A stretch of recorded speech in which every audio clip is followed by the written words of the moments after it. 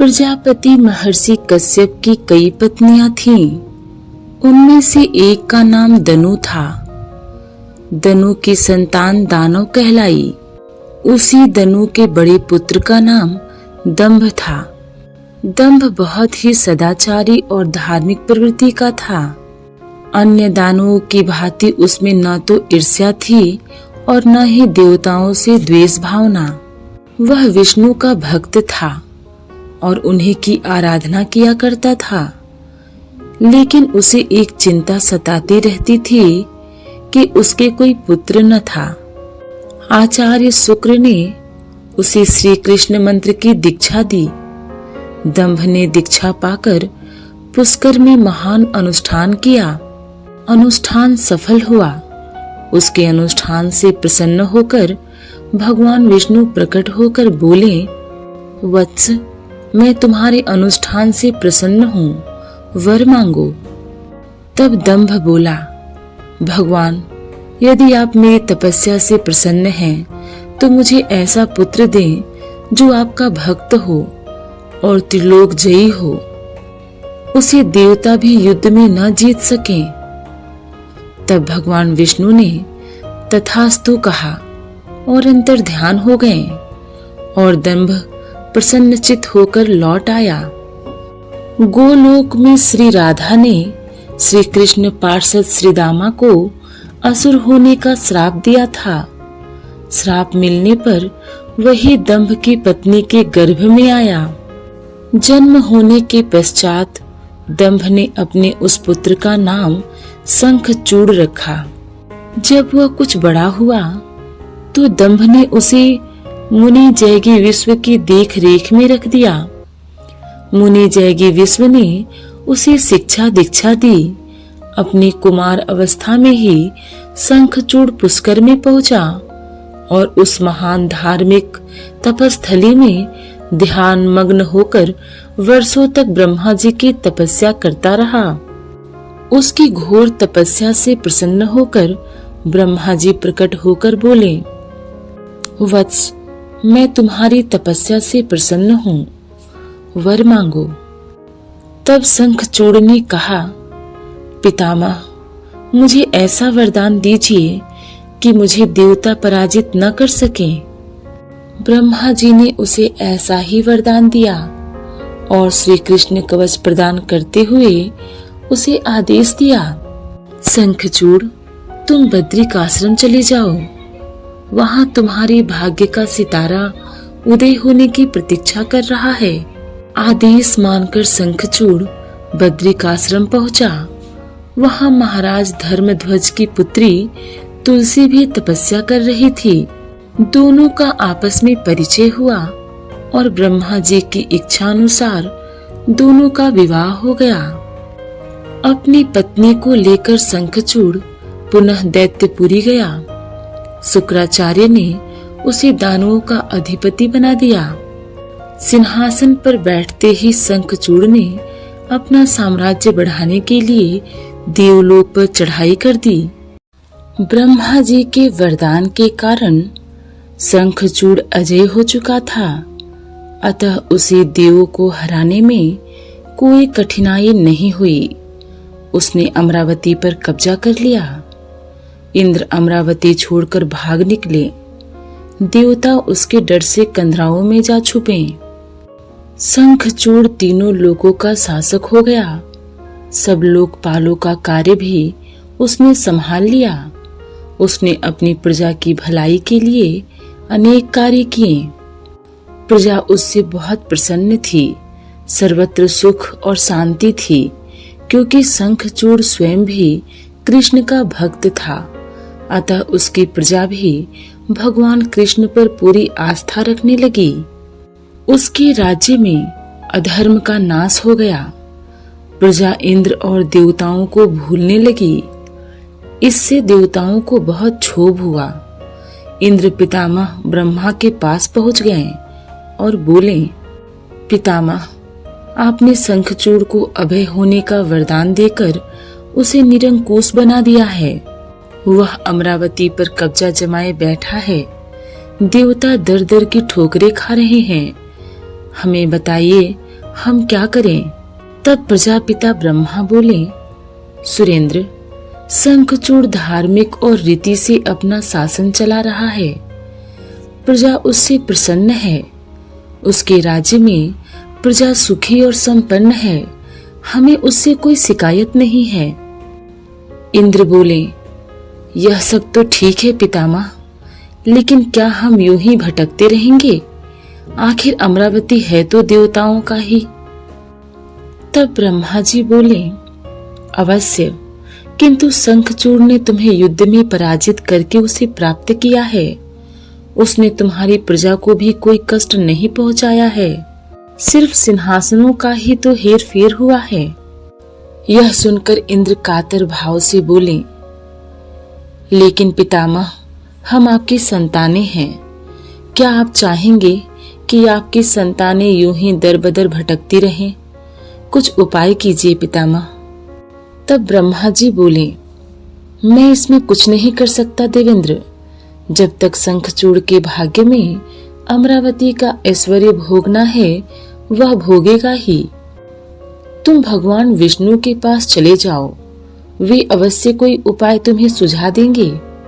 ब्रह्मा जी की बातों से निराश होकर इंद्र श्री विष्णु के पास पहुंचे और उनकी स्तुति करके बोले, भगवान, देवता इस भारी संकट में हैं। ब्रह्मा जी ने अपनी असमर्थता जाहिर करके मुझे आपके पास भेज दिया है। कुछ कीजिए प्रभु, अन्यथा संपूर्ण देव जाति ही नष्ट हो जाएगी। तब श्री विष्णु बोले, पितामह का कहना ठीक है। मैं भी अकारण शंखचूड़ के संबंधों में हस्तक्षेप करना पसंद नहीं करता। उसकी सारी प्रजा कृष्ण भक्त है और कृष्ण मेरा ही प्रतिरूप है। मैं अपने भक्त पर कष्ट होते नहीं देख सकता, लेकिन निराश होने की आवश्यकता नहीं है। देवेंद्र, तुम भगवान शिव के पास चले जाओ और उन्हीं से कोई उपाय पूछो। वे अवश्य तुम्हारे कष्ट का निवारण कर देंगे।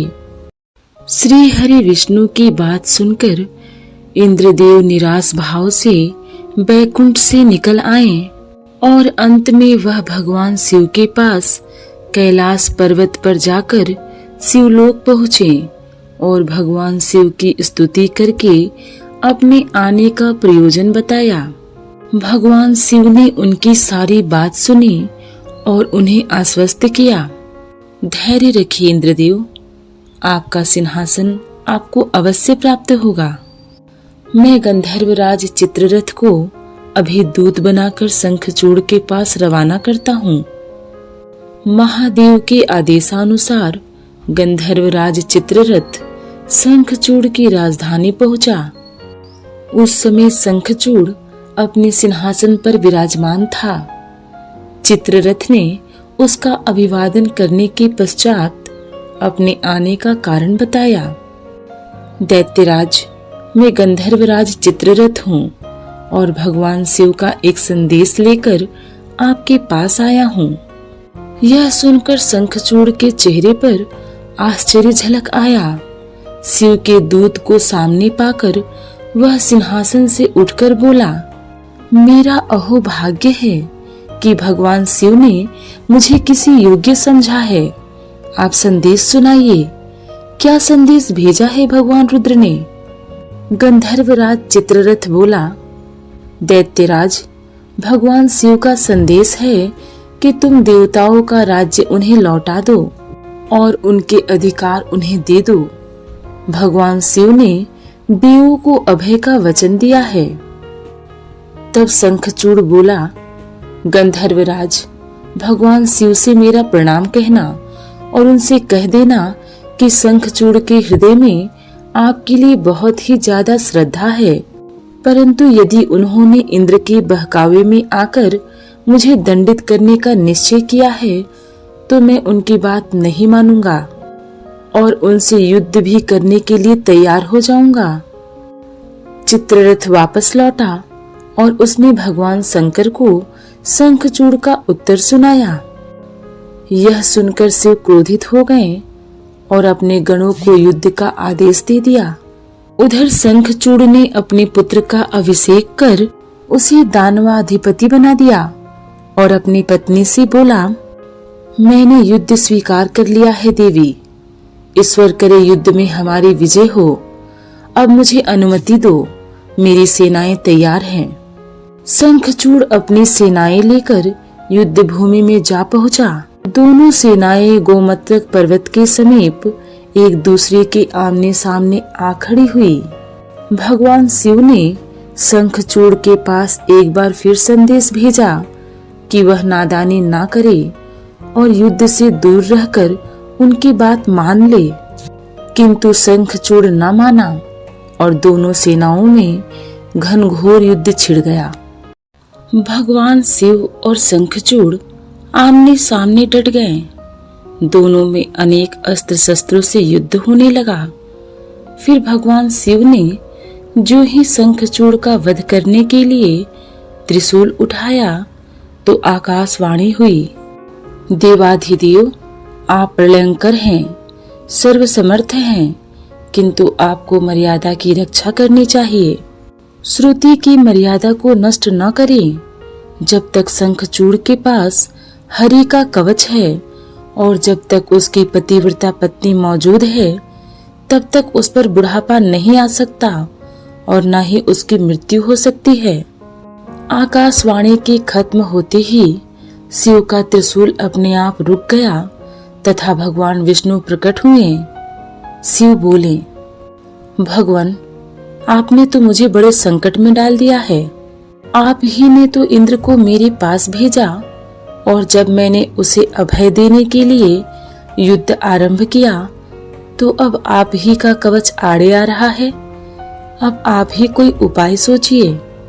तब भगवान विष्णु बोले, शंखचूड़ के श्राप का समय अब समाप्त होने ही वाला है। अब इसे असुर योनि से मुक्त करके गोलोक भेजना ही पड़ेगा। यह कृष्ण भक्त है और कृष्ण मेरा ही प्रतिरूप है, अतः इसे वापस गोलोक में भेजना होगा।